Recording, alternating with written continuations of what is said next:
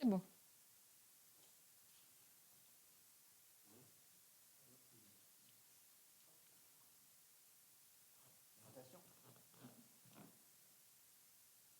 Bonsoir Mélanie. Bonsoir Yves. Bonsoir tout le monde. Alors, je suis heureux de vous présenter Mélanie Bouchetard, une spécialiste de Feng Shui et de Bazi et de I Ching, et que je consulte pour le Bazi régulièrement, au moins une fois par an. Et c'est ma fille qui me l'a présentée. Et elles sont de bonnes amies maintenant, je crois. Elle a fait chez ma fille son Bazi régulièrement, à ma petite fille aussi, et le Feng Shui de la maison. Voilà. Et je suis stupéfait par la pertinence de sa lecture des choses et des destins. Et en plus, elle a écrit un ouvrage complètement passionnant que je préfère qu'elle présente elle-même, que j'ai eu en lecture et qui fait 300 pages environ. Et 600. 600. J'ai pas vu les pages passer parce qu'en fait, elle m'a confié pour lui donner mon avis. J'étais, bon, connaissez l'effervescence de mon activité et de mon emploi du temps. Et j'ai tout arrêté pour le lire intégralement. Voilà. Et donc, ça m'a beaucoup retardé sur les choses que j'avais à faire, mais j'ai aucun regret. Parce que, d'une part, le livre est passionnant. Et d'autre part, il est écrit dans un livre, dans un style littéraire rare aujourd'hui, au point que lui, mais quelle est ta formation pour voir un style aussi magnifique? Voilà. Donc, je vous laisse en compagnie de Mélanie. Merci. Merci Yves.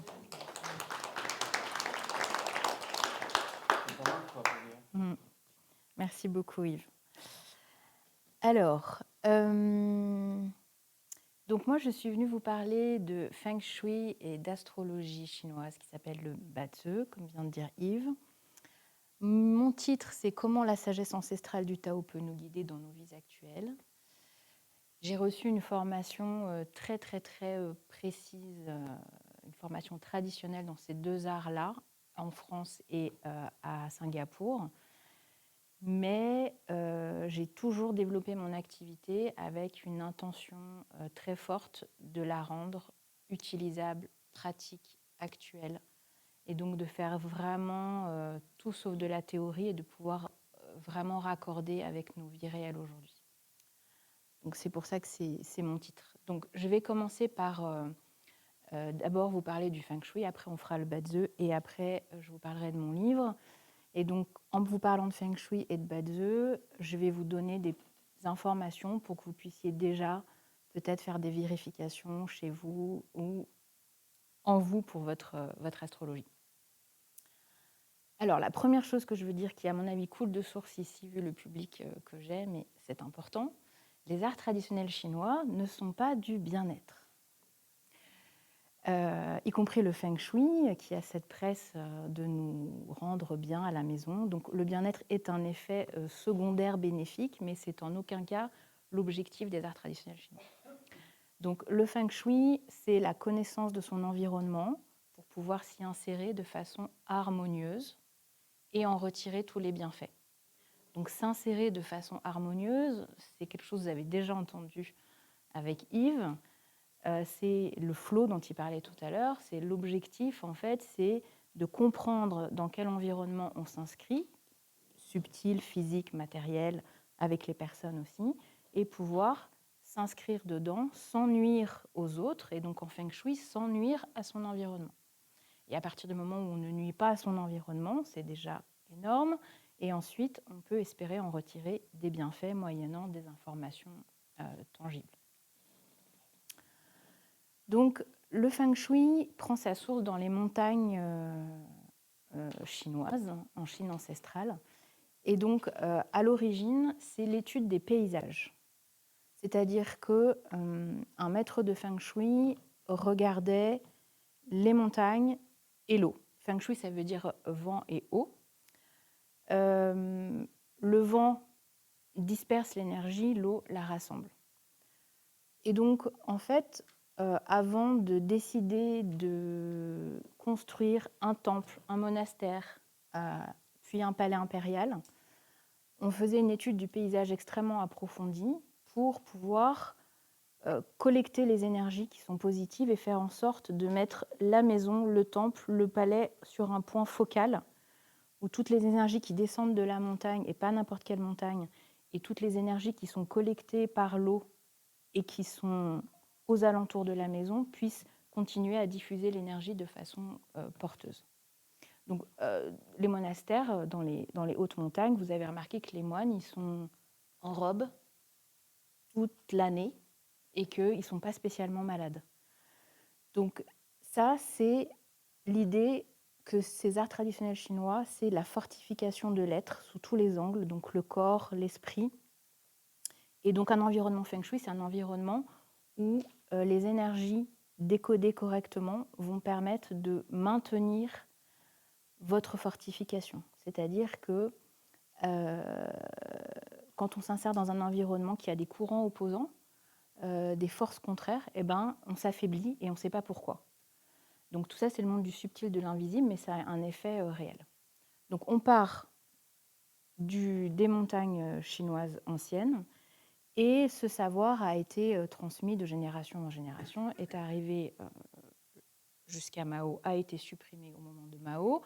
Pourquoi ? N'importe quel dictateur digne de ce nom supprime tout ce qui peut être libérateur pour l'être humain. Donc les arts traditionnels chinois sont destinés à la libération de l'être humain et à son éveil. Donc un dictateur qui se respecte supprime et ridiculise ces arts-là. Donc on a retrouvé, il y a des diasporas qui se sont formées à Singapour, à Taïwan et à Hong Kong. Et puis ce savoir a été mis à disposition des businessmen dans ces diasporas. Et puis après, il est arrivé en Occident. Et donc il y a une transposition de ces règles de forme, de paysage pour une école. Et puis il y a une autre école qui est l'école de la temporalité, qui prend en compte l'orientation d'un bâtiment et qu'on mesure avec la boussole de Feng Shui. Vous pourrez venir la voir après si ça vous intéresse. C'est un très très bel objet qui s'appelle un luopan. Et donc en fait, cette deuxième école va être celle qui va être transférable en Occident et dans nos villes, parce que étudier les montagnes quand on habite en ville, et voilà, on ne peut pas en faire grand-chose. En revanche, l'école de la boussole, c'est une école qui permet de caractériser les énergies d'un appartement ou d'une maison à partir de son orientation, d'une part, qui correspond à la variable espace, et la date d'emménagement qui correspond à la variable temps, les deux dimensions dans lesquelles on s'inscrit, le temps et l'espace. Donc, l'orientation de mon bâtiment et ma date d'emménagement. À partir de là, je fais une grille je monte une grille qu'on appelle une grille d'étoiles volantes. Et les étoiles volantes, en fait, ce sont des chiffres qui vont de 1 à 9 et qui sont des marqueurs énergétiques qui permettent de qualifier la structure énergétique de votre habitation. Et ces marqueurs sont associés à chacune des orientations cardinales et semi-cardinales, plus le centre. Ça va ?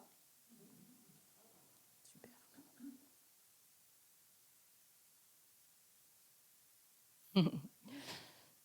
Donc, un plan de feng shui, de maison, pardon. Un plan de maison, idéalement, est carré ou rectangulaire. Donc là, je vous donne des petites informations que vous pourrez vérifier chez vous pour déjà avoir une idée de la première lecture feng shui de votre lieu de vie. Donc on préfère un appartement carré ou rectangulaire. Pourquoi ? Parce que c'est des formes régulières, ce qui permet à tous les secteurs correspondant aux 8 directions cardinales et semi-cardinales de s'inscrire dans l'espace.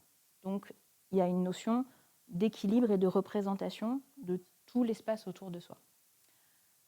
Ensuite, on va faire un calcul à partir de votre date de naissance. La première information qu'on veut savoir en Feng Shui, c'est si la structure du lieu soutient la structure énergétique des personnes. Donc, pour connaître votre structure énergétique à vous, on fait un calcul qui s'appelle le calcul du chiffre GUA, G-U-A. Vous pouvez trouver sur Internet des calculateurs en ligne gratuits. Vous allez trouver votre chiffre GUA qui va de 1 à 9. Chacun des chiffres est associé à un élément, un des 5 éléments, l'eau, le bois, le feu, la terre, le métal. Et chacun de ces chiffres porte 4 orientations favorables et 4 défavorables. Exemple. Vous êtes Goa 1, ça veut dire que le nord, le sud, le sud-est, l'est sont 4 directions favorables pour vous. Et là intervient l'idée dont vous avez peut-être déjà entendu parler d'orienter son lit d'une certaine façon. C'est avec cette école-là qui s'appelle le Pachai. Donc il y a 2 groupes, il y a le groupe de l'Est et le groupe de l'Ouest. Donc quand vous ferez vos calculs, vous verrez que les chiffres Goa 1, 3, 4, 9 appartiennent au groupe de l'Est et que les autres, 2, 5, 7, 8, appartiennent au groupe de l'Ouest. Alors, ça permet de caractériser donc, ces 4 bonnes orientations. Il y en a une qui soutient l'identité, la confiance en soi, le self, on va dire, tout ce qui concerne son intériorité. Il y en a une deuxième qui soutient les relations, une troisième, la santé, et une quatrième, le professionnel. Et évidemment, les 4 autres orientations, c'est des entraves dans ces 4 domaines de vie. Donc en fait, une étude de Feng Shui, c'est déjà s'asseoir avec soi-même et se demander qu'est-ce que je veux dans ma vie ? Qu'est-ce qui est prioritaire pour moi aujourd'hui ? Est-ce que je veux avoir du soutien sur le plan personnel, de l'estime de moi, de mon sentiment de mon identité ? Est-ce que je veux avoir du soutien sur le plan relationnel, professionnel ou de ma santé ? Et après, une fois que vous avez déjà posé ça en vous-même, eh bien, vous pouvez faire votre calcul de chiffre Goa et voir quelle est l'orientation qui soutient le domaine de vie auquel que vous voulez privilégier en ce moment. Et donc là, première chose à faire, c'est de regarder l'orientation de son lit. Donc, comment on regarde l'orientation de son lit ? On se met au pied du lit, on tend une boussole Décathlon, c'est pas la peine d'avoir celle-là, fait très bien l'affaire, devant soi comme ça, donc vers la tête de lit, et là vous voyez l'orientation, nord, sud, est, ouest, nord-est, sud-est, enfin toutes. Et là vous corroborez dans quelle direction je suis. Est-ce que l'énergie qui vient donc taper dans le sommet de mon crâne toutes les nuits, pendant 8 heures, 9 heures, 10 heures, pourquoi c'est important le lit ? Parce que c'est un temps d'exposition en fait. Les énergies, c'est un temps d'exposition, c'est un peu comme les gens. Quand on est trop exposé à une personne qui envoie une mauvaise énergie, on sait que c'est mauvais pour nous, en fait, qu'on ne peut pas lutter éternellement. C'est pareil avec l'énergie qui arrive dans votre maison, par la porte d'entrée, qu'on appelle la bouche du chi, et par le sommet de votre crâne quand vous dormez. Donc, si ça vous intéresse, je vous encourage à faire ce calcul. Je peux également vous donner la méthode manuelle. Je veux pas. Est-ce que ça vous intéresse de savoir comment le calcul là, ou vous préférez aller voir plus tard sur Internet ? D'accord. Donc après, vous vérifierez votre porte d'entrée, la bouche du chi et l'orientation de votre lit. Donc voilà, ça c'est le premier niveau en Feng Shui pour déjà se faire une idée. Est-ce que mon lieu de vie est carré ou rectangulaire ? Est-ce que donc j'ai bien toutes les orientations qui sont représentées ? Comment est orienté mon lit ? Comment est orientée ma porte d'entrée ? Et ça me dit déjà si quand même les premières briques du Feng Shui sont favorables pour moi ou au contraire sont opposantes. Après, l'étape d'après, c'est les étoiles volantes, mais ça, c'est une expertise vraiment, comme je vous disais, les marqueurs énergétiques dans chaque secteur, c'est-à-dire chaque pièce qui correspond à une orientation. Est-ce que ces marqueurs sont positifs ou pas positifs ? Qu'est-ce que ça veut dire des marqueurs positifs ou pas positifs ? C'est très précis. C'est-à-dire que moi, quand je rentre chez quelqu'un, quand je fais cette analyse d'étoiles volantes, je peux dire, bon, là, c'est une maison en fait où les gens peuvent tomber malades. Là, c'est une maison où les gens peuvent avoir des problèmes relationnels, notamment de couple. Je peux dire aussi, c'est une maison où il y a des conflits entre la mère et la fille. C'est une maison, inversement, qui soutient la réussite professionnelle et financière. Donc, en fait, c'est vraiment, vraiment très précis. C'est comme ça qu'il y a des gens qui arrivent dans une nouvelle maison, qui déménagent, et qui, en fait, ne font pas le lien, mais leur vie bascule complètement. Enfin, on a tous entendu ça. Et en fait, c'est parce qu'on peut très bien se retrouver dans un environnement, dans une maison qui est très belle. Moi, je l'ai vu en expertise avec une cliente vraiment particulièrement frappante, un très bel appartement dans le 16e arrondissement de 200 mètres carrés où on pouvait venir directement faire des photos avec Marie-Claire. Mais en fait, depuis qu'elle avait habité là, en fait, sa vie n'avait été que tourments, difficultés, problèmes de santé, problèmes relationnels, divorce, enfants qui partent, bon bref. Donc c'est vraiment, ça a des conséquences, réelles.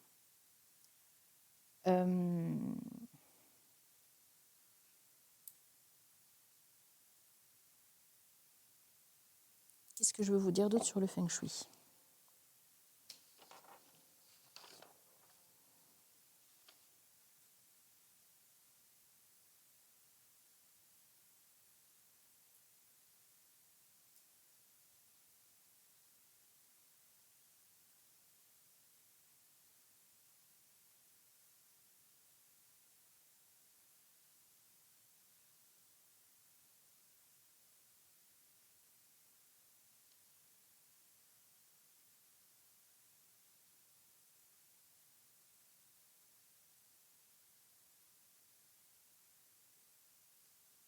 Alors, pour être plus précise sur ce que vous pouvez faire chez vous, donc quand vous récupérez le plan de votre maison, vous tracez une grille avec 9 cases, donc de taille identique. Donc, vous divisez en 3 en hauteur et 3 en largeur. Vous vous retrouvez avec 8 cases plus le centre, 9. Quand vous avez pris votre orientation de bâtiment, de maison, vous vous mettez au milieu si vous n'avez pas un plan avec l'orientation pour identifier le nord. Quand vous avez identifié le nord, vous le placez au-dessus de la case qui correspond. Donc pour faire simple, mettons là, au centre.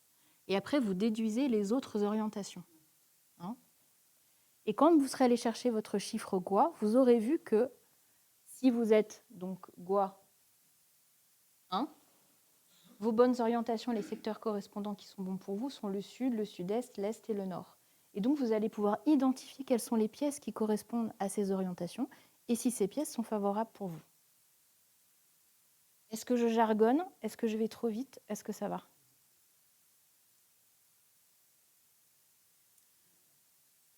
Comment ?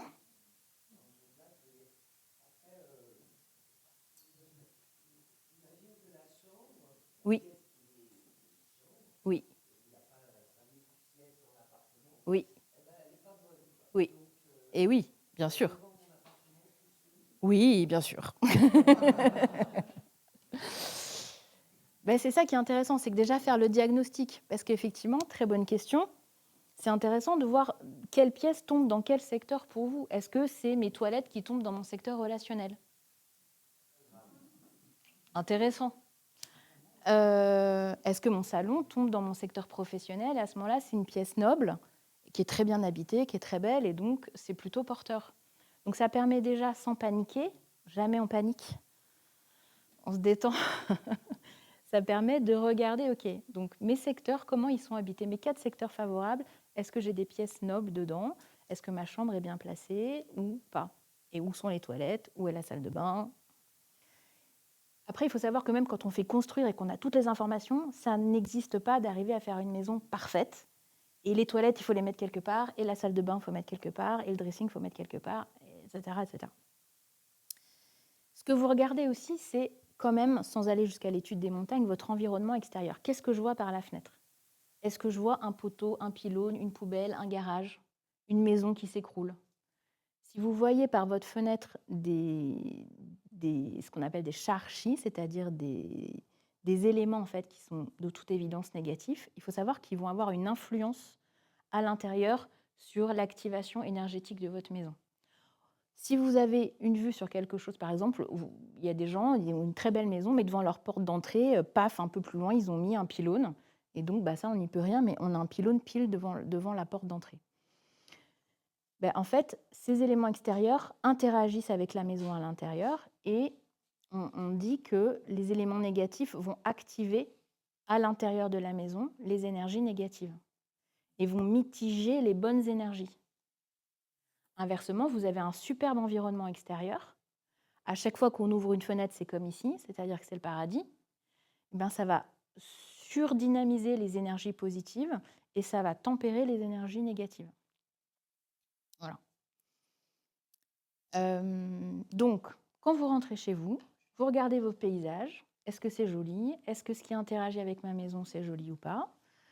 Vous regardez vos pièces en fonction de vos secteurs. Est-ce que c'est bien habité, pas bien habité? Comment ces pièces sont aménagées? Est-ce que chez vous, c'est le bazar? Est-ce qu'il y a des gens, parfois, qui accumulent beaucoup de choses et donc derrière les portes, il y a des trucs, sous les tables, il y a des trucs, sous le lit, il y a des trucs? Ça fait ce qu'on appelle une énergie stagnante, un chi stagnant. Et donc le chi stagnant, eh ben, à la longue, ça vous fait complètement péricliter. C'est-à-dire que vous êtes responsable de la vie énergétique de votre maison. Nous, en Occident, on a l'habitude de trouver, d'avoir un rapport matériel et mort, en fait, à la maison. Les espaces, tout ce qui est physique et matériel, c'est pas censé être vivant. Donc on est là, on a une appréciation assez utilitaire des espaces, on veut optimiser, on veut fourrer un maximum de trucs, et puis voilà. Oui. La mode là, des canapés avec des rangements, des lits avec des rangements Oui. dessous. C'est pas feng shui, c'est pratique. C'est utile quand on a des tout petits espaces, oui. Mais c'est pas feng shui, parce qu'effectivement, ça pompe l'énergie. Alors par exemple, sous le lit, c'est ce qu'il y a de pire, parce que le lit, pareil, temps d'exposition, comme pour l'orientation. Donc tu es 8 heures, 9 heures, quand tu as de la chance, avec en dessous quelque chose en fait qui draine complètement ton énergie vitale, parce que c'est du stockage. Alors que si l'énergie circule sous le lit, eh ben, en fait, tu as un renouvellement permanent dont tu bénéficies, toi, au plan psychique et au plan de ta santé. Très bonne question. Même si c'est des draps, des choses comme ça qui sont avec le lit. C'est la même chose. C'est pareil. C'est compact. Il vaut mieux que ce soit des draps que des dossiers d'impôts. Ça, oui. Néanmoins, c'est pareil, c'est du stockage. Pour le plan de maison, si la maison est pas rectangulaire. Alors, tu essayes de faire à l'intérieur un carré ou un rectangle. Donc, tu prends ton plan avec ces petits espaces irréguliers et tu l'inscris dans un carré ou dans un rectangle. Donc, tu vas te retrouver avec des secteurs manquants, exactement. Je vous te tutoie. On va se retrouver avec des secteurs manquants et des secteurs parfois en extension. Ça aussi, ça dit quelque chose. Quand tu vas te rendre compte que ton secteur manquant, il correspond à une orientation qui, pour toi, est à nouveau ou professionnelle ou relationnelle, il n'y a pas. Il n'y a pas. On ne panique pas. On regarde. On regarde et on comprend. Parce que le sujet, pour le feng shui comme pour l'astrologie, c'est, pour moi, de comprendre ce qui se joue pour ne plus en être le jouet. Si tu comprends ce qui se joue dans ta maison, tu n'en es plus le jouet. Si tu comprends ce qui se joue dans ton caractère et ta destinée en astrologie, tu n'en es plus le jouet. Si tu comprends ce qui se joue dans les relations entre les femmes et les hommes depuis 10 000 ans, hein, tu n'en es plus le jouet. On en parlera après. Voilà. Donc en fait, toutes ces connaissances, ça sert pour... Enfin moi en tout cas, c'est mon angle, c'est mon approche. Donc pas paniquer, corroborer avec ce qui se passe effectivement dans notre vie et après prendre les mesures possibles. Donc il y a certaines choses, on ne peut rien y faire et c'est comme ça. Et comme par hasard, on est attiré par les maisons qui vont nous faire vivre ce qu'on a à vivre. Donc nous, on les a choisis parce qu'il y avait de la lumière, parce qu'il y avait le métro en bas, parce qu'il y avait 5 pièces, parce que machin, parce que le loyer était plus intéressant. Mais en vrai, derrière, on est attiré par la maison qui va nous faire vivre ce qui est bon, parfois douloureux pour nous. Et la vision taoïste, je pense que vous avez forcément entendu ça, la trinité cosmique, le ciel, la terre et l'homme au milieu qui fait le lien entre le ciel et la terre. Le feng shui, c'est la chance de la terre, donc tout ce qui est lié à l'espace. L'astrologie, c'est la chance du ciel, ce qui est lié au temps. Et la chance de l'homme au milieu, l'homme, c'est nous, chacun de nous. Quel effort on est disposé à faire pour gagner en conscience, en lucidité, en intégrant les informations du ciel et de la terre et en les alchimisant pour évoluer en conscience. Parce qu'il y a aussi l'écueil de prendre plein d'informations et puis de ne pas pouvoir en faire quelque chose. Donc, ton feng shui, il te permet de te soutenir. Tu vois, une fois que tu comprends tout ça, quand même, tu comprends du coup que ta maison, elle est vivante, que ta maison, elle apporte un scénario de vie dans lequel tu vas t'inscrire, puisque c'est l'endroit où tu fais tes racines, c'est ton terreau. Donc, tu vas être influencé par toute cette mécanique. Et donc, tu comprends que toi, ta responsabilité là-dedans, c'est éventuellement donc, de demander à avoir accès aux informations. Une fois que tu as les informations, de te dire, OK, donc là, je sais que j'ai un malus sur le plan professionnel parce que j'ai un secteur manquant. Donc, je ne vais pas m'acharner à me dire que je suis nulle et que j'arrive à rien. Je sais que je n'ai pas de soutien sur le plan professionnel parce que j'ai le secteur manquant. Par contre, j'ai un autre secteur qui est bien nourri, c'est le secteur relationnel. Ben, au lieu de fixer sur mon pro qui ne se passe pas comme je veux et de négliger mes relations parce que bon an, mal an, elles tournent, ben non, en fait, bon an, mal an, elles tournent parce qu'il y a du soutien. Donc, je vais plutôt nourrir en conscience le fait que j'ai du soutien pour mon relationnel et je vais valoriser ça, y compris dans ma perception, en fait. Au lieu de fixer sur ce qui ne va pas, je vais fixer sur ce qui va, sur ce qui roule. Et donc, tu es responsable de ta maison, tu es responsable du courant de vie dans ta maison. Donc, voilà, ce n'est pas qu'un ménage, c'est enlever tout ce qui permet, tout ce qui empêche, je veux dire, la circulation de l'énergie de se faire correctement, comme dans le corps, avec l'acupuncture, avec le qigong, il faut que ça circule. Bah, dans la maison, c'est pareil. Donc, pas d'encombrement, pas de stockage. Et puis, un sens, on est censé être mobile. D'ailleurs, les ameublements en Asie, c'est light, c'est hyper light. En feng shui, tous les ans, il y a des nouvelles étoiles qui arrivent avec le nouvel an chinois. Donc, si tu as une étoile fatale au niveau de ta tête, fatale, c'est le vocabulaire chinois, au niveau de ta tête de lit, bon, bah, si tu peux tourner ton lit pendant 1 an, alors bon, parfois c'est effrayant, les gens disent, mais je ne veux pas tourner mon lit, bah, essaye 1 semaine. Essaye 1 semaine, et si tu sens qu'il y a une vraie différence par rapport à les difficultés là, que tu te prends d'entrée de jeu en début d'année, bah, peut-être ça te contrarie de tourner ton lit, mais dans la balance, finalement, c'est pas, ça va passer. Voilà, donc il faut être mobile, il faut être vivant, faut vraiment... Il est bon de se rendre compte que dans sa maison, en fait, il y a tout ça qui se joue. Voilà. Et donc, je vais m'arrêter là pour le feng shui, mais ça vous donne déjà un horizon sur tout ce qui se joue. Mon prénom, c'est Mélanie. J'ai une question, Mélanie, donc la maison, j'ai bien pigé. Et alors, imaginons donc le temps maintenant, et une entreprise. Oui. Est-ce que donc en Chine, j'imagine qu'on Maître feng shui, automatique. pour les entreprises. Et alors, donc en France, est-ce que, je sais pas, est-ce que Oui. Oui. Déjà des sollicitations. Oui, j'ai travaillé pour j'ai travaillé pour des hôtels, des sièges d'entreprise, des promoteurs immobiliers, donc sur des immeubles complets d'habitation. Donc ça, c'est quand même des gens assez avant-gardistes, quand même. Ils ne le disent pas. Ils le gardent pour eux. Et effectivement, ces clients-là que j'ai eus, alors il y a 2 raisons de me consulter. Il y a une raison qui est, notamment en entreprise,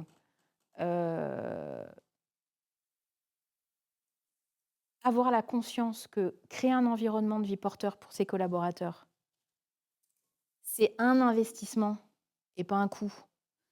Et que, en fait, cette matière humaine qui est le moteur de l'entreprise, ces gens individuellement vont sentir qu'ils sont respectés dans un environnement qui a été créé pour eux et pas optimisé en open space au millimètre carré à devenir zinzin. Et donc, effectivement, là, les employés, en général, ça crée quelque chose de très positif.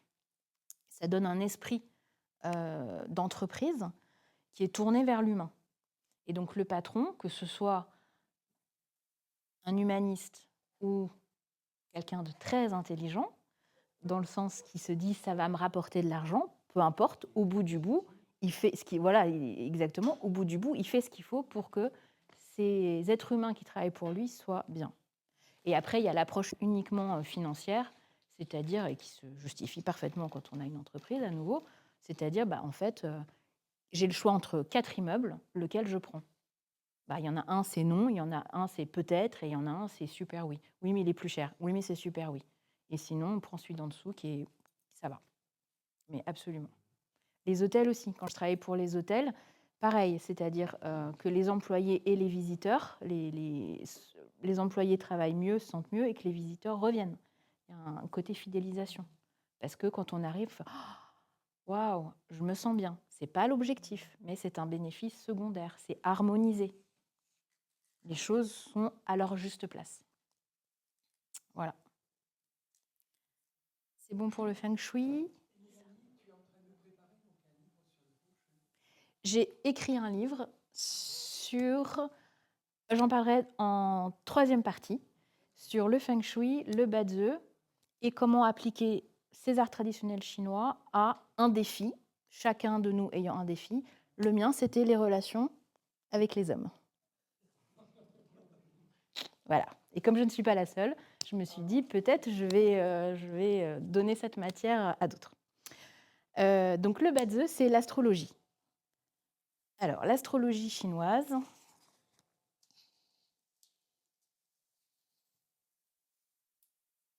Ça, c'est un thème d'astrologie. Donc, ça se présente sous forme de colonnes qu'on appelle des piliers. Vous avez le pilier de l'année, du mois, du jour et de l'heure de votre naissance. Donc là, je vous ai mis un calculateur gratuit pour que vous puissiez, si ça vous intéresse, aller voir votre thème. Donc évidemment, ce sont des caractères chinois, mais je vais vous faire le décodage. Donc cette première ligne-là, c'est les 5 éléments, eau, bois, feu, terre, métal, dans la polarité yin ou yang. Cette deuxième ligne-là, c'est les animaux du zodiaque chinois. Et la troisième, ce n'est pas la peine d'en parler pour aujourd'hui. Donc en fait, donc autant le feng shui, c'est la connaissance de son environnement pour s'insérer harmonieusement. Le bazi, c'est la connaissance de soi pour se piloter, c'est-à-dire prendre la pleine responsabilité de qui on est, comment on fonctionne et gérer ses propres énergies. Donc en général, quand on entend thème ou astrologie, on entend « je suis né à tel moment, il va m'arriver ça ». Donc non, c'est « je suis né à tel moment, j'ai encapsulé telle qualité énergétique, tel système de perception, telle mémoire, tel filtre émotionnel, telle ligne de force, et donc je vais prendre l'habitude de penser de telle manière et d'agir de telle manière, et donc j'aurai plutôt cette vie-là et pas une autre. » Une fois de plus, quand on sait ce qui se joue, on n'est plus le jouet. Donc, avoir accès à son thème de naissance, c'est avoir accès à une carte complète de soi et de comment on fonctionne. Et comme c'est un modèle objectif extérieur à soi, il n'y a pas d'étiquette en fait. Ça nous décolle toutes les étiquettes, celles qu'on nous a collées, celles qu'on s'est collées et celles qu'on a cru qu'on nous collait. Parce qu'il y a plusieurs couches quand même. Donc quand on vire tout ça, on est sur notre thème qui est l'essence de l'être. L'essence de l'être, c'est quoi ? D'abord, le maître du jour, c'est l'idéogramme qui est en haut dans le pilier du jour. Cet idéogramme-là, c'est donc toujours un des 5 éléments dans la polarité yin ou yang et il représente votre âme. Votre âme. Pourquoi vous vous êtes incarné ? Il est associé à une image. Par exemple, ici, c'est le bois yang. Le bois yang, c'est le grand arbre majestueux. Le bois yin, c'est le végétal souple, la fleur, la prairie, la liane. Vous avez les 5 éléments comme ça déclinés dans leur polarité yin ou yang. Et s'il y a une seule chose à retenir de son thème de bazi, c'est quel est mon maître du jour. Mon maître du jour, c'est l'image de mon âme sur terre. Pourquoi je me suis incarnée ? Quel est mon chemin de vie ? Quelles sont mes qualités naturelles à exprimer le plus possible pour mon bien et le bien des autres ? C'est déjà pas mal comme information. Ça permet de remettre au premier plan, je disais tout à l'heure, les taoïstes disent le bazi, ça permet de faire émerger de la brume les pics des montagnes à propos de soi. C'est-à-dire que dans la quantité d'informations de ce que l'on croit qu'on est, de tout ce qu'un thème peut dire aussi, en fait, il va y avoir des points d'appui que vous allez tout de suite pouvoir identifier et qui, en fait, simplifient votre vie. Ça change votre vie parce que ça la simplifie. Et en fait, un bazi, c'est mon jeu de cartes. C'est quoi mon jeu de cartes ? C'est ça mon maître du jour ? C'est ça mon âme ? Elle est venue faire ça ? Ok. Après, j'ai ma structure de personnalité, le mental, gouverné par l'élément qui est trop fort dans mon thème. Il y a un des 5 éléments qui est toujours trop fort dans un thème qu'on appelle l'élément prospère. Quand je débute les consultations ou que les gens me posent des questions, ils me disent « Est-ce que j'ai un élément dominant ?» avec un air un peu gourmand comme ça. Alors, tu n'as pas un élément dominant, tu as un élément qui te domine. C'est pas la même ambiance. Donc, quand tu sais quel est l'élément qui te domine, d'abord, moi, je n'ai pas été contente quand je l'ai appris, je vous le dis tout à fait sincèrement. Donc, je comprends parfaitement que ça ne fasse pas plaisir, mais c'est lumineux en fait. Moi, mon élément trop fort, c'est l'eau. Donc, l'eau, c'est énormément d'émotions, des émotions qui font des tsunamis, qui sont déclenchées très facilement. Après, il faut voir à quel domaine de vie est raccroché l'élément trop fort.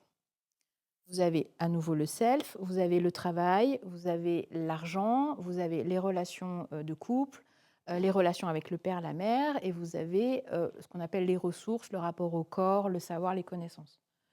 Mon pôle haut, trop fort, tsunami, il tapait dans le pôle des officiers, la relation avec les hommes.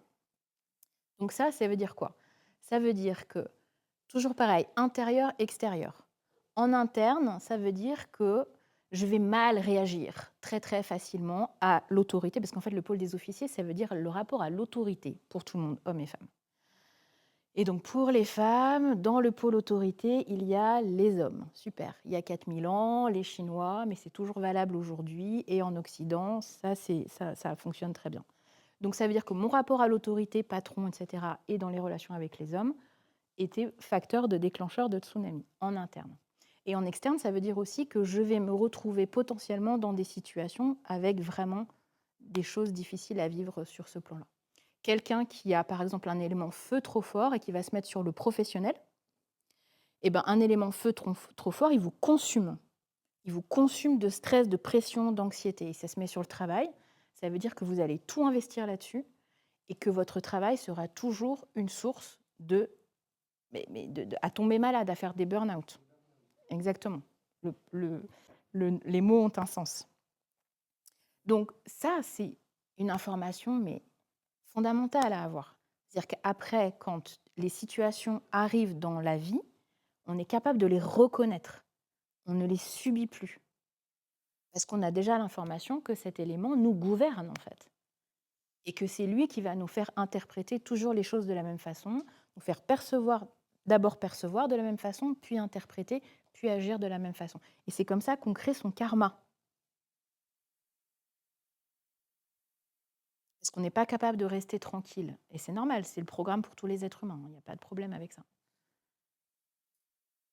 Donc voilà, le Badze, c'est une carte de soi qui permet de faire le tour complet et donc de faire émerger les pics des montagnes, de la brume, pour se dire, OK, donc là, mon âme, c'est ça vibre quand on me le dit, ça me parle, OK.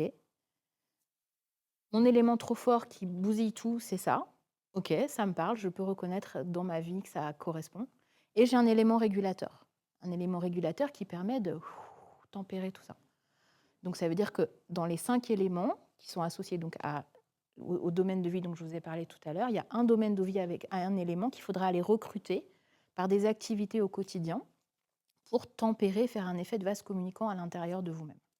Exemple, si votre élément régulateur, mettons, doit être le bois, il faut voir déjà à quel domaine de vie il est associé. Par exemple, si le bois est associé au travail, eh ben pour vous, c'est super bon de travailler. Donc même les jours où c'est gonflant, ça permet de se dire, bon, allez, mon bois, c'est mon travail, c'est ça qui me permet de me stabiliser, etc. Très bien. Et il y a aussi toutes les activités qui sont liées au bois par ailleurs. Donc les activités liées au bois, on va avoir la botanique, on va avoir la presse, l'écriture, le livre, marcher en forêt. Et donc, d'un coup, vous allez organiser votre vie, non plus à l'aune de « il faudrait que j'aille me promener parce qu'il faut que je fasse 12 000 pas par jour », mais « ok, c'est bon pour mon équilibre énergétique d'aller me promener en forêt ». Et ça veut dire aussi que tout ce que vous ferez pour vous, qui est bon pour vous, n'est plus un luxe. C'est quelque chose dont vous prenez la responsabilité pour vous piloter, vous harmoniser, vous réguler dans le quotidien. Et donc là, vous commencez à vous tricoter une vie sur mesure, en conscience, en manageant ce qui ne va pas, en répondant à vos besoins fondamentaux et en sachant qui vous êtes et pourquoi vous êtes là. Simplification.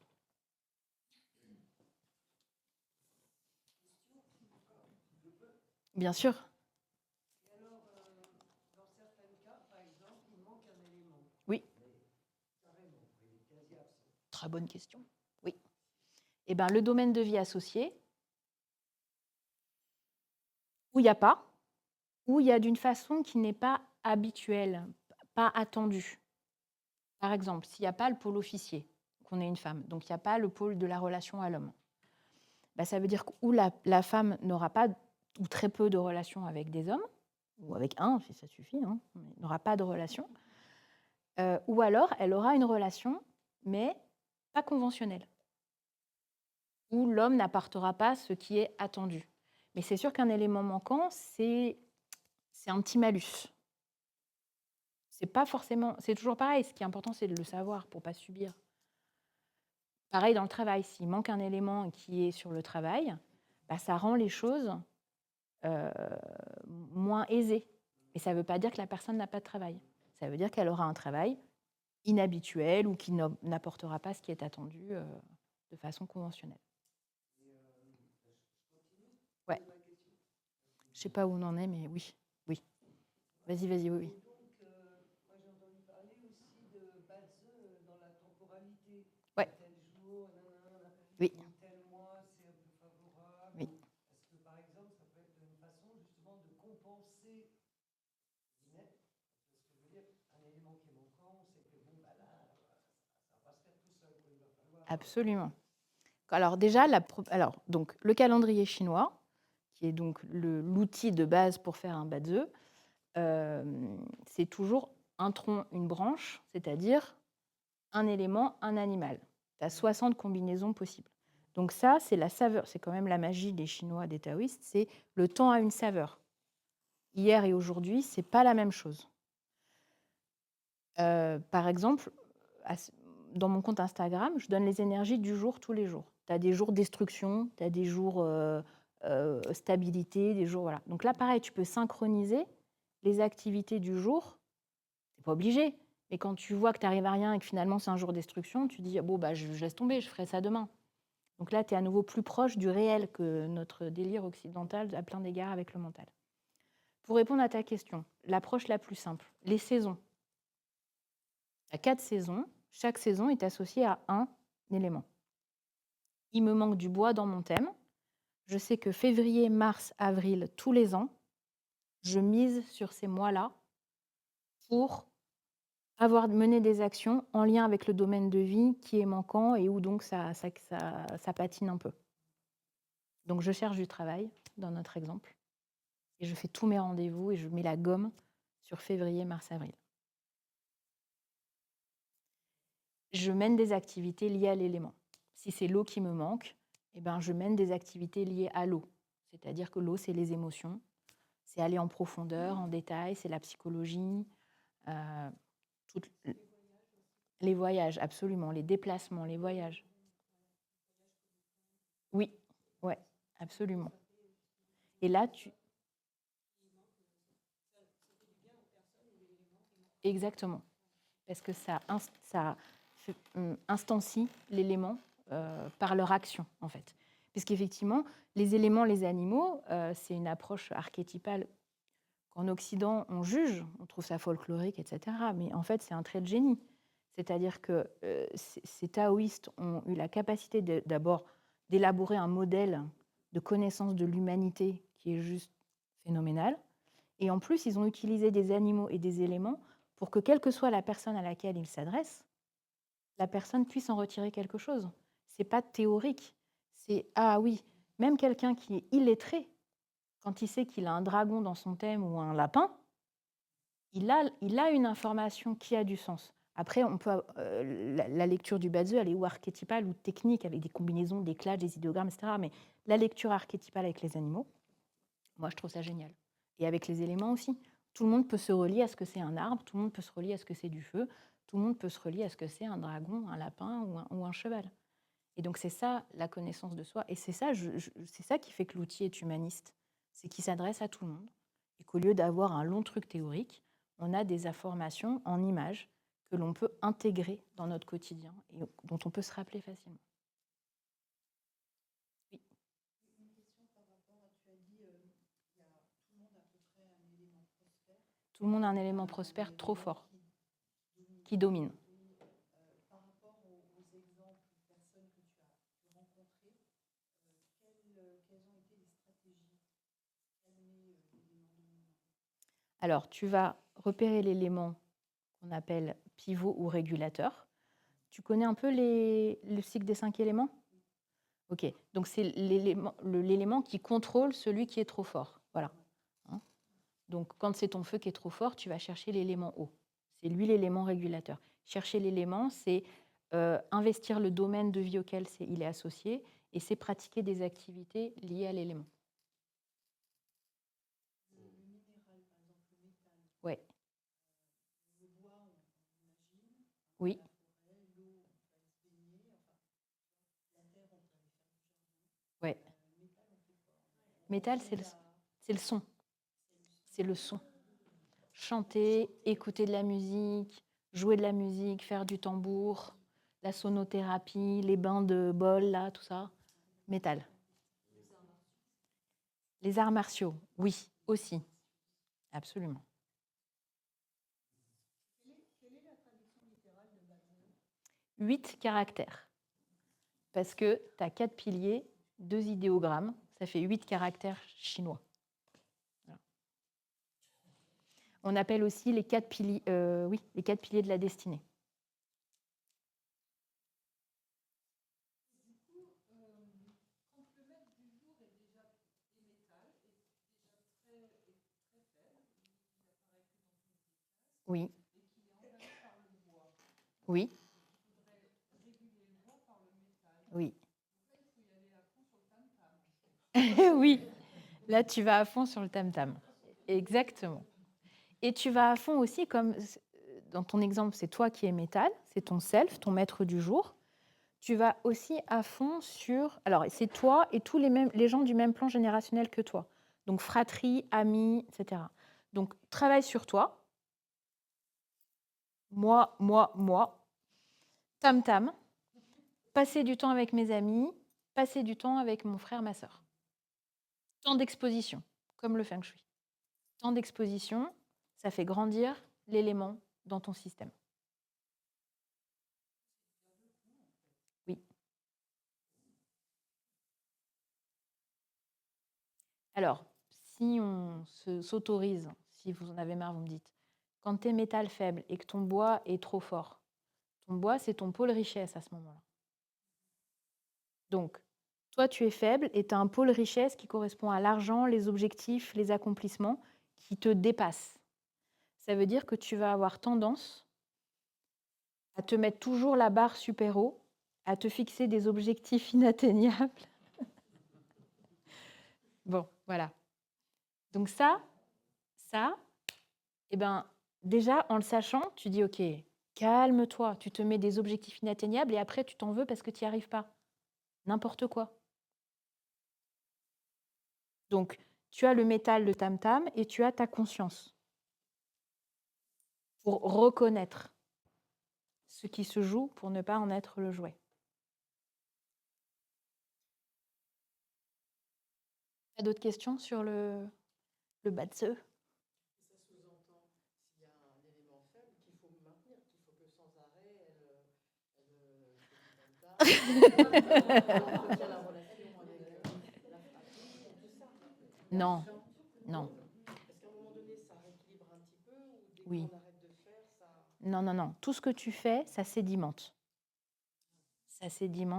Ton thème, il ne change pas. Mais toi, ta manière de le gérer fait que les choses changent. Et toute action se sédimente. Et un jour, tu n'as plus besoin, en fait. Un jour, tu as réharmonisé. Bon, il y a toujours une petite peau de banane par-ci, par-là. Mais ce n'est pas grave. Ce n'est pas à l'échelle de ce que tu vivais avant, tant que tu subissais le système. Le Bazi, tu le fais une fois pour toutes, il ne bouge jamais. Alors, Qui le fait régulièrement. non, oui, je le fais tous les ans. Enfin, si on veut, c'est-à-dire que tu as ton Bazi structurel, ça ne bouge pas. Mais tous les ans, avec la nouvelle année, tu as à nouveau un élément et un animal qui vient combiner avec ton thème de base et qui donc te met un coup de pouce ou un coup de latte. Pareil, c'est mieux si tu le sais à l'avance. C'est comme une interrogation. Quand tu es préparé, c'est moins dur. Donc, coup de pouce, quelles sont mes opportunités? Je vais à fond, j'investis à fond. Coup de latte, je le vois venir et donc je me décale. Je ne plonge pas dedans. Mais le BATZE en lui-même, alors tu as donc le BATZE structurel qui ne bouge pas, mais toi par contre tu bouges, donc c'est intéressant aussi de faire le point pour voir où tu en es. Tous les ans tu as ça, et puis tu as le pilier de 10 ans. Donc le pilier de 10 ans, c'est l'existence en fait de chacun qui est divisé en tranches de 10 ans, avec à nouveau un tronc, une branche, un animal, donc un animal, un élément qui vient combiner avec ton thème de base. Et ça te donne une tendance sur les 10 années. Et donc en général, à chaque changement de pilier, il y a des changements de vie, 1 ou 2 ans près. C'est les piliers de la chance. Devine. C'est la chance au sens chinois, c'est-à-dire bonheur, malheur.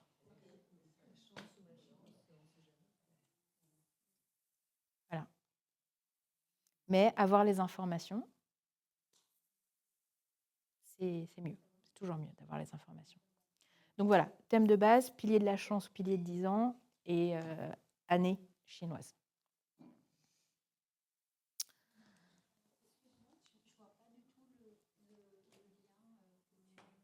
Oui, d'ailleurs, il s'est mis dans une couleur qui n'est pas formidable.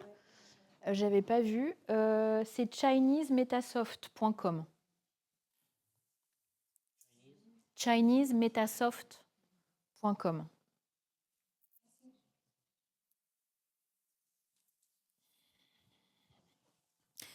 Dernière chose, le BATZE pour ses enfants. Faire le BATZE de ses enfants, ça permet que même avec toutes les meilleures intentions du monde, on ne soit pas en projection par rapport à ce qu'on veut faire, ce qui nous paraît le mieux par rapport à qui on est. Sauf que votre enfant n'est pas qui on est. Et donc, enfants, adolescents, jeunes adultes, c'est hyper intéressant. Ça leur donne des clés très tôt dans la vie sur eux-mêmes et sur la pleine responsabilité qu'ils ont de eux-mêmes et de qui ils sont et comment ils gèrent leur vie. Et ça permet parfois de résoudre... Moi, j'ai un client qui était un homme qui est venu, qui m'a demandé de faire le thème de son fils avec qui il était en conflit. Et une fois qu'on a fait le thème de son fils, il s'est rendu compte que tout ce que son fils était, en fait, c'était tout ce qu'il avait espéré, mais sauf que ça faisait de son fils un homme puissant et qui lui faisait de l'ombre. Et donc, il s'est rendu compte, en fait, que ce qui l'énervait chez son fils, c'est ce qu'il admirait. Et il en était très fier. Et donc, il a pu se détendre et puis arrêter d'alimenter le conflit en pensant que ça venait de son fils.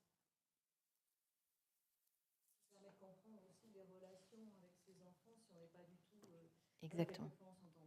Ouais. On est trop loin. On est trop loin dans les perceptions, les représentations, les besoins fondamentaux. Il peut y avoir des forces opposantes, en plus. Oui, oui. Mais déjà, juste pas avoir le même système de représentation, ça fait déjà pas mal de cafouillage, plus destruction, clash, oui. Oui, oui. Et là, c'est de la gestion émotionnelle. Et beaucoup de méditation. Bon, on a fini pour le BATZE. Oui. Mais oui, j'avais prévu peut-être de vous en parler, mais tu vois, tu me mets dessus. D'accord. Est-ce que...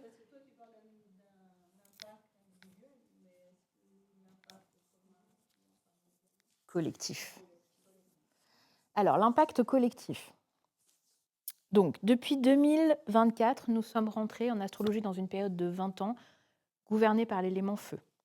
Feu égale purification, destruction parfois, élévation de conscience, spiritualité. Donc, 2024 à 2043. La première année 2024, c'était l'année du dragon. Chacun de nous, collectivement, individuellement, est mis devant ses plus grandes peurs. Année 2025, serpent, année de la sidération.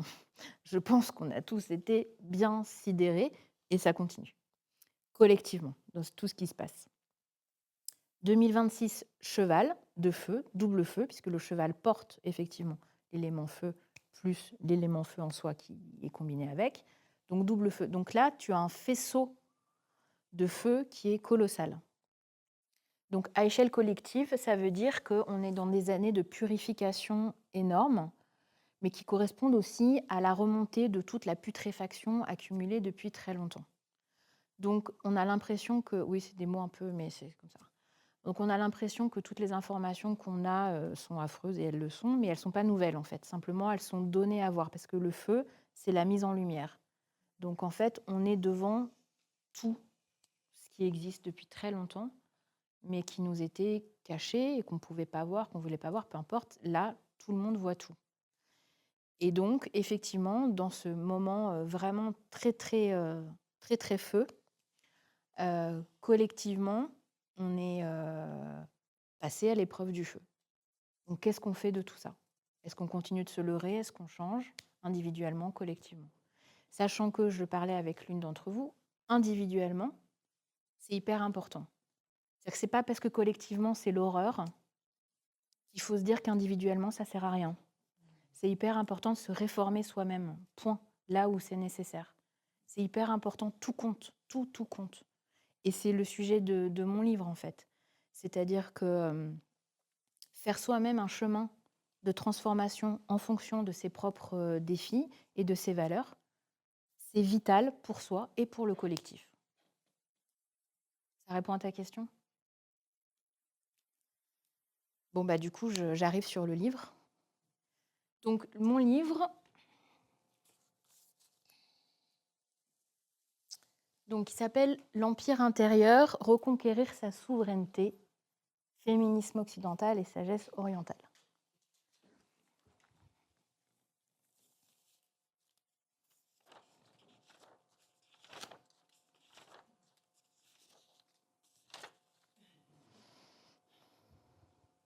Alors, il commence par « Je vais te raconter le chemin que j'ai parcouru jusqu'au point de rencontre de la nuit et du jour.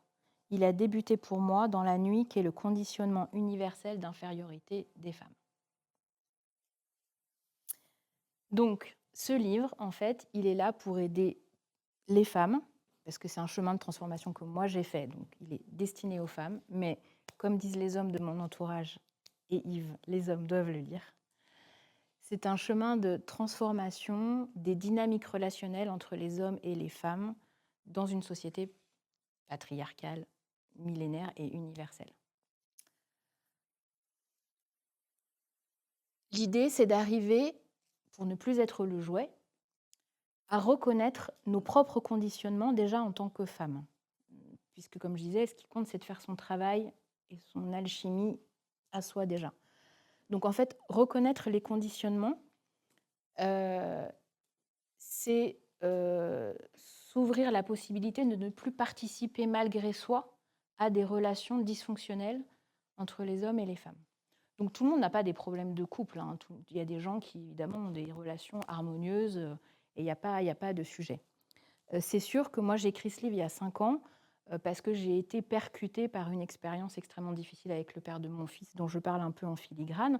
Mais ce qui est toujours, moi ce qui m'a étonnée, c'est quand je me suis rendu compte que venant d'un milieu privilégié, d'un environnement équilibré, en fait, tout ce qui m'est arrivé avec lui, avec la police, avec la justice, etc., que j'ai pris pour un accident, en commençant à me documenter un peu, je me suis rendu compte que c'était un peu prévu pour, même totalement.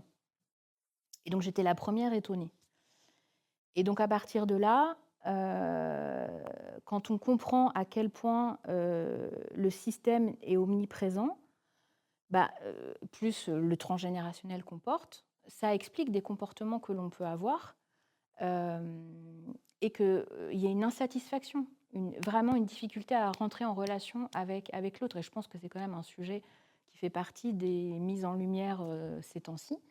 C'est un sujet qui est douloureux pour beaucoup de femmes et beaucoup d'hommes qui ne comprennent pas.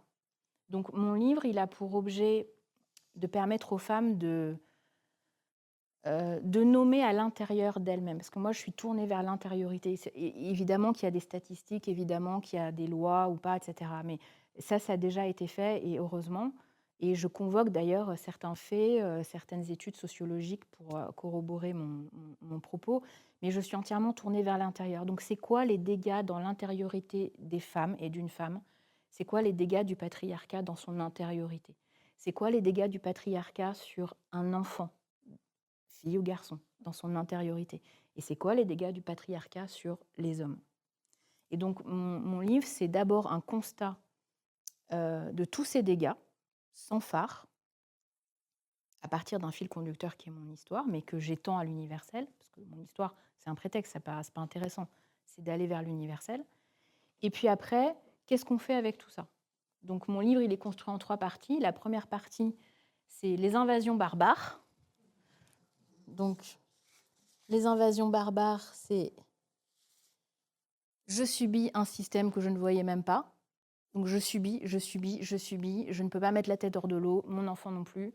Et en face, celui qui est l'archétype du patriarcat, lui, il a la voie libre. Ça ne veut pas dire qu'il est heureux, il a la voie libre pour tout bousiller.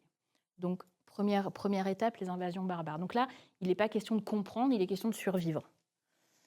Deuxième étape, le fort intérieur. Le fort intérieur, c'est la phase de retournement, de repli. C'est-à-dire, OK, je vais arrêter d'absorber tout ce qui m'est envoyé d'horrible à l'extérieur. Je vais essayer de fermer les écoutilles et de faire mon retournement sur moi-même. Et là, mes arts traditionnels chinois m'aident. Mon Bazi, je vous en ai parlé tout à l'heure, et le Feng Shui. Qu'est-ce que je mets en place dans mon Feng Shui pour me soutenir, pour faire ce retournement et nettoyer les blessures, les conditionnements, ceux que j'ai vus, ceux que j'ai pas vus. Voilà, donc là, c'est les écuries d'Ogias. Là, on y va et on a beau être d'une famille équilibrée, éduquée, etc. On y va avec la pelle à purin parce qu'il y en a des paquets et des paquets. Mémoire du corps, transgénérationnel, donc je parle de tout ça. Le Bazi, qui je suis, comment je fonctionne, où est-ce que moi je me plante, où est-ce que moi j'interprète mal et comment je change ça. Et mon Feng Shui pour me contenir et me permettre de me faire un environnement qui me soutient pour traverser cette épopée. Et puis le dernier chapitre, la dernière partie, c'est le Nouveau Royaume. Donc le Nouveau Royaume, c'est une fois que j'ai nettoyé tout, c'est à peu près propre, c'est quoi ma vie maintenant? Et alors le Nouveau Royaume, c'est pas une vie en flottaison, je vous rassure, ça n'arrive jamais sur Terre. C'est pas parce qu'on a fait son travail que d'un seul coup, c'est Disneyland. Non. Mais on a un équipement fonctionnel pour faire ce qui nous intéresse dans la vie, plutôt que d'absorber les conneries, les histoires pas possibles, le chaos. Non, on a laissé le chaos et maintenant, on sait qui on est, on sait ce qu'on a à faire, on sait ce qu'on veut faire, on sait ses besoins et on gère tout ça. Et ça veut dire qu'on est plus équipé et plus forte avec de l'énergie disponible pour gérer ce qui est important dans notre vie. C'est ça le Nouveau Royaume. Et donc, au cours de cette enquête sur moi, sur les femmes, universellement et sur les hommes, dans le fort intérieur, la partie le fort intérieur, je me suis tournée vers c'est quoi les conditionnements en fait pour les hommes et c'est quoi la punition en fait qui va avec la domination masculine. Et donc j'ai regardé ça aussi pour avoir une vision la plus objective, la plus complète possible et que tout le monde ait la possibilité d'y voir plus clair et d'avoir des informations qu'on n'a pas l'habitude d'avoir, encore une fois, parce que c'est tourné vers l'intériorité.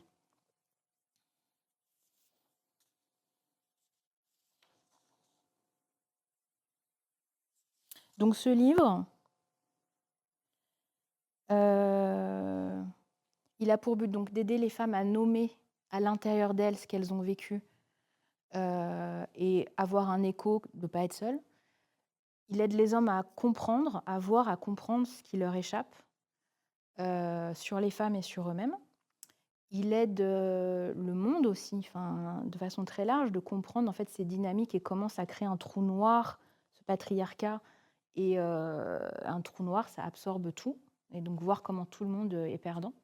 Et puis c'est un chemin pour se retrouver soi-même et se retrouver avec l'autre polarité. Parce qu'il y a tout ce travail de nettoyage qui fait qu'on réunit les polarités yin et yang à l'intérieur de soi, féminin, masculin. Et du coup, ça change les relations à l'extérieur. Donc mon livre, mon sous-titre, c'est Reconquérir sa souveraineté, parce que pour moi, c'est le défi des femmes. Reconquérir leur souveraineté, ça veut dire s'autoriser, en fait. S'autoriser pour les femmes, je pense que c'est un sujet sans fin.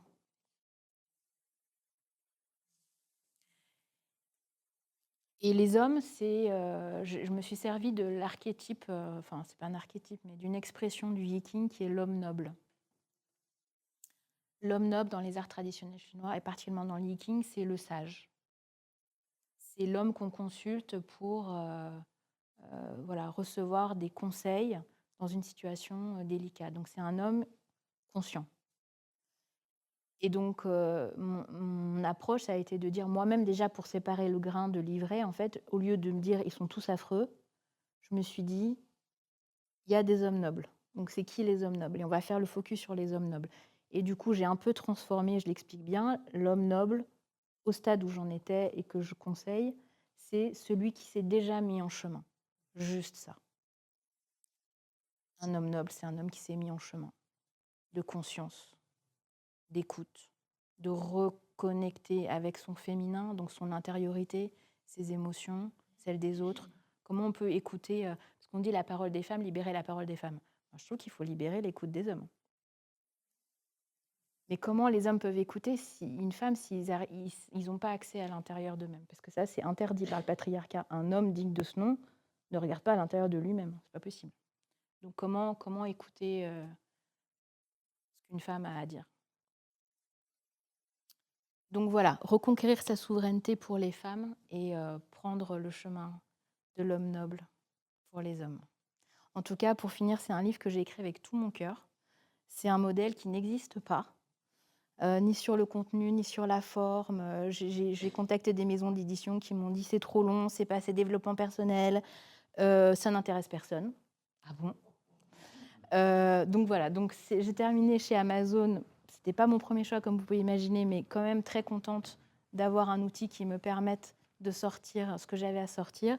Et c'est vraiment un matériau, je l'ai fait dans cet esprit-là, c'est pas prétentieux de dire ça, c'est un matériau que je mets à disposition pour l'humanité.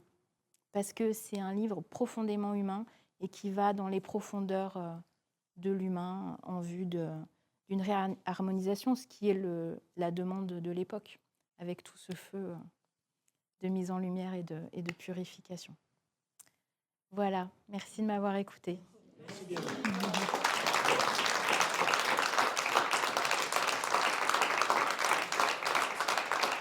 Oui. Il y a des femmes nobles aussi. Oui, bien sûr. Oui, dis-moi. Du travail, donc tu parles du patriarcat. Enfin, Oui. Donc dans le patriarcat, on sait qu'il y a des relations de domination, de soumission. Oui.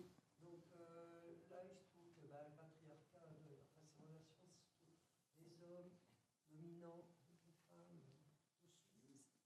Est-ce que tu penses donc que ce travail que tu as fait, cette analyse, peut s'appliquer dans le cas de couples homosexuels? Oui. Je le pense aussi. Mais... Oui. Très bonne question, comme toujours. Toutes les questions sont bonnes. Oui, parce que c'est toujours une histoire de polarité. Donc, les couples homosexuels hommes-femmes, il y a une polarité yin, une polarité yang. Et donc, il y a des mécanismes de... La sexualité taoïste, c'est pareil aussi. Dans la sexualité taoïste? Ouais. Les homosexuels, hommes ou femmes, ça Ouais. fonctionner par les polarités. Ouais. Est-ce qu'on pourrait même aller au-delà de la relation du couple, Bien sûr. de l'amour, Oui. et voir ça dans d'autres... Les relations professionnelles. Des relations professionnelles ou au sein d'une famille, Oui. par exemple, éthiquement incorrect, mais bon. Vas-y. Un parent avec un enfant, puisque Oui. sait bien que... Oui. Je parle de ça aussi dans le livre. C'est-à-dire la relation parent-enfant et effectivement comment... donc, dans ce cas-là, un père dominant, c'est quoi les conséquences en fait d'élever ses enfants, filles et garçons? Et j'ai fait les deux. C'est quoi les conséquences sur une fille? C'est quoi les conséquences sur un garçon? Et c'est quoi les conséquences comme futur adulte? Et du coup, le patriarcat, c'est pour ça que ça tourne toute seule, cette petite affaire. Ça tourne tout seul. Et encore, le mot patriarcat, il est récent. Alors là, il est peut-être incommodant, messieurs, je vous remercie de ne pas avoir quitté la salle, parce qu'on entend que ça et tout, c'est pénible, et j'entends. Hein. Mais en fait, c'est le problème du mouvement de balancier, quoi. C'est-à-dire que ça a duré des millénaires quand même, d'une façon assez sordide. Bon, et puis là, ça part dans l'autre sens un peu fort. Bon, normalement, à un moment donné, on va arriver au milieu. En fait, si j'entends bien, au-delà du patriarcat, c'est plutôt la relation de domination, quoi. C'est toutes les formes de domination. Le patriarcat Le patriarcat étant une, voilà. Mais oui, absolument. C'est qu'est-ce que je pourrais dominer, qui est-ce que je pourrais écraser pour me sentir moins mal. Donc, c'est toutes les minorités et donc la moitié de la population. Est-ce que la période feu, justement, fait qu'il y a beaucoup de choses qui éclatent? Oui, c'est l'explosion, le feu aussi. Ouais. Tout sort. Par les stars, mais en fait, Ouais. Tout sort. C'est tout. En fait, le feu, donc tu as ou le feu yang, c'est le soleil, ou le feu yin, la flamme. Le soleil, en fait, du coup, il couvre tout. Donc tout ce qui était dans les zones cachées est éclairé. Et si jamais il en restait dans les coins, on a l'autre feu, la lanterne, tu vois, de nuit, qui va aussi sortir tout. Et effectivement, l'alignement de feu dont je vous ai parlé tout à l'heure, c'est combustion, explosion, combustion.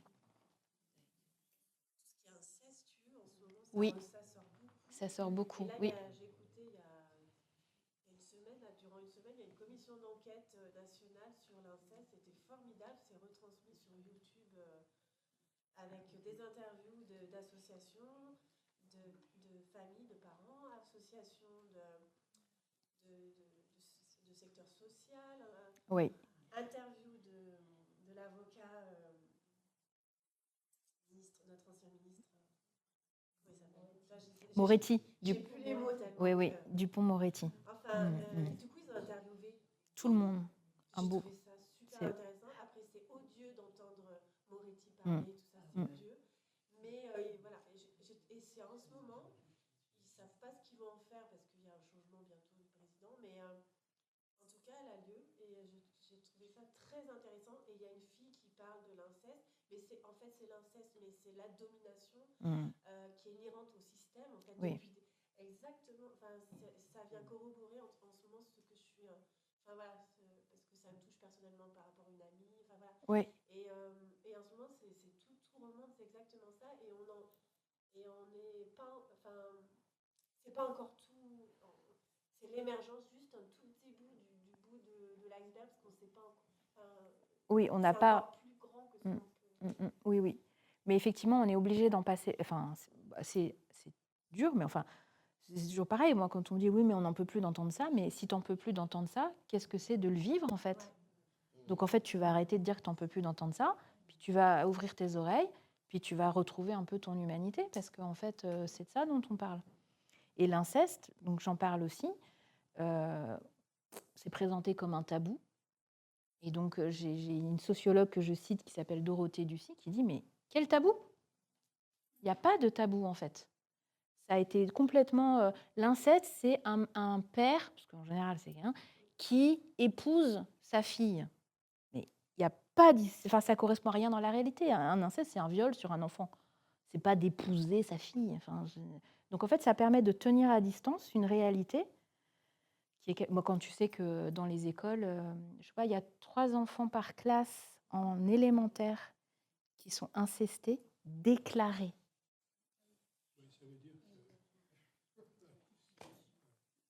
Donc voilà, il est temps que... Parce qu'en fait, l'inceste, c'est un droit de cuissage sur les enfants depuis la nuit des temps. Point. Oui. Ben, c'est une histoire de propriété. De domination et de propriétaire. Donc,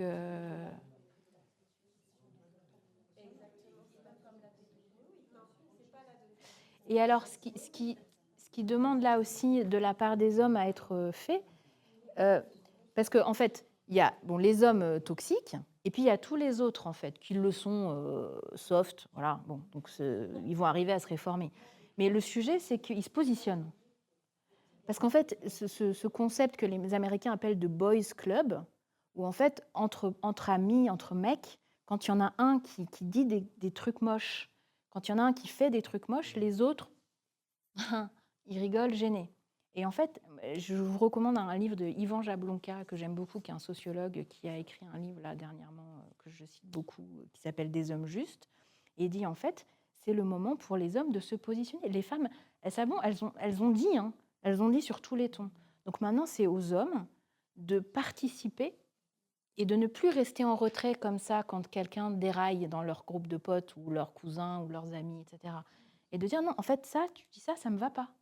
Tu parles comme ça de cette fille qui passe là en disant qu'elle a un super cul. Ben, moi, ça m'intéresse pas en fait de t'entendre parler comme ça. Et en fait, c'est en fait, c'est un problème d'hommes. Il se trouve que c'est les femmes et les enfants qui subissent, mais c'est un problème d'hommes. Et il y en a quand même beaucoup, Dieu merci, qui n'ont pas envie de ça et qui sont les premiers à vouloir, qui aspirent à avoir des relations avec les femmes de qualité, en fait. Qui ne veut pas une relation d'amour de qualité, en fait? C'est le propre de l'être humain. Donc, ils sont appelés Soy Boy. C'est quoi? Oui, oui. Ah oui, les mecs bien, c'est des soy boys. Ouais, ils sont.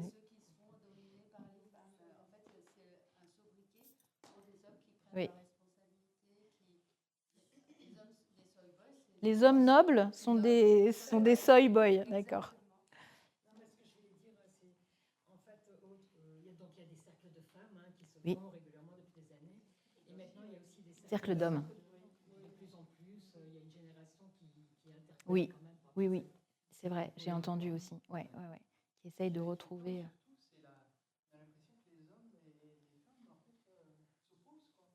Oui, c'est la lutte.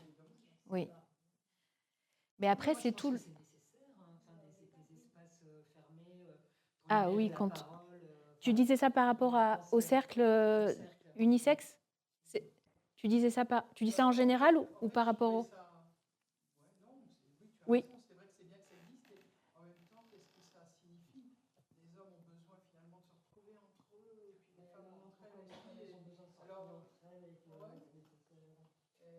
Après, tu dis pas les mêmes choses. Tu dis pas les mêmes choses en présence de l'autre. Je pense qu'il faut tout. Mais. moi, je suis vraiment pour la originale. Mm. C'est bien les groupes d'hommes, de femmes, effectivement, à Oui. comme ça, mais Tu fais pas le même boulot. on réfléchit bien aussi en ayant justement la polarité. Oui, Aussi, absolument. ça fait grandir. Mais tu fais pas le même travail, je pense. Ceux qui vont dans cette démarche, c'est qu'ils ont envie de travailler quelque chose. Mm. Voilà, parce que souvent les hommes ont du mal à parler d'eux. Oui. Bah oui, c'est interdit. Soy boy. C'est naze de parler de soi. Oui. Et qui est très difficile pour eux. Donc, l'idéal, c'est les trois. Cercle d'hommes, cercle de femmes, cercle mixte. Il faudrait qu'il y ait un programme complet. Il y a encore des questions? Eh bien, merci beaucoup. C'était très intéressant. Merci.